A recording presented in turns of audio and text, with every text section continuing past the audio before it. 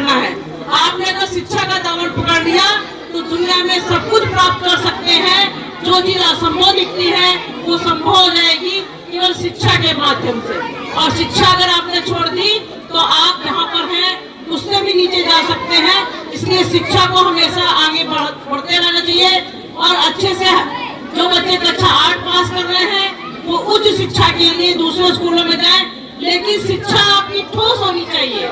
जितनी ठोस शिक्षा होगी उतनी उड़ान अच्छी आपकी होगी। नव प्रवेश में हमारे जो है 3 से 6 साल तक के जो बच्चों का नव प्रवेश होना है, जिसमें आंगनबाड़ी में हमारे जो बच्चे नव प्रवेशित हैं या जो हमारे इस स्कूल में कक्षा 1 में नव प्रवेशित बच्चे हैं उनका स्वागत है। और जो बच्चे हमारे यहाँ से विदा हो रहे हैं उनकी विदाई समारोह है। दोनों कार्यक्रम आज हमारे इस और सुनील ये चंदापुर अपने आप में गौरवान्वित महसूस करता है सुनील आनंद जैसे शिक्षक को पा करके, क्योंकि आदमी बहुत सारे शिक्षक होते हैं लेकिन शिक्षा की ज्योति को किस तरह से जला सकते हैं।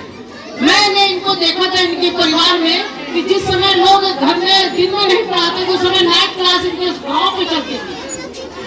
और आज इनके इस स्कूल चंदापुर में ही इन्होंने अलग नहीं जगाई है।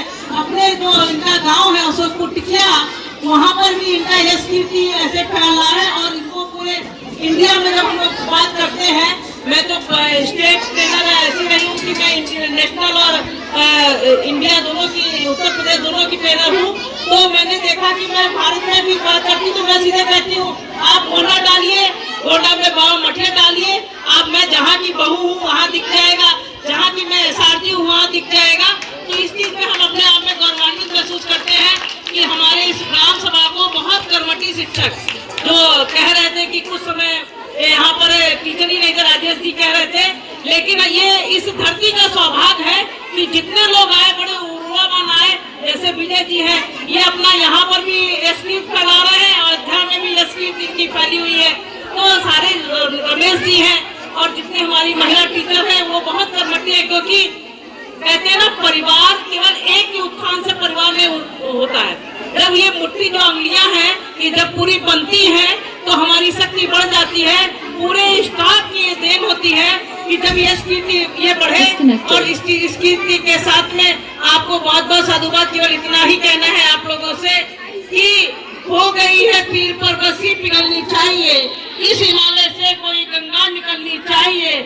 आग मेरे सीने में नहीं तेरे सीने में ही सही, आग कहीं हो लेकिन आग होनी चाहिए। ये शिक्षा देने की जो आग है ये सदैव जलाते रहिए और अपने आप को अपने क्षेत्र में अग्रणी भूमिका निभाते हुए, क्योंकि ये भारत देश गुरुओं का देश है, जहाँ चाणक्य ने एक साधारण से बालक को अखंड भारत के निर्माता बना दिया।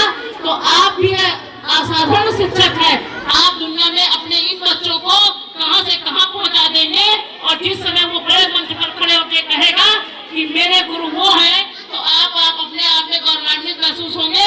इसलिए गुरु की महिमा से हम ओतप्रोत है। और बच्चों से केवल इतना ही कहना है, असफलता एक चुनौती है, स्वीकार करो। क्या कमी रह गई सोचो और विचार करो।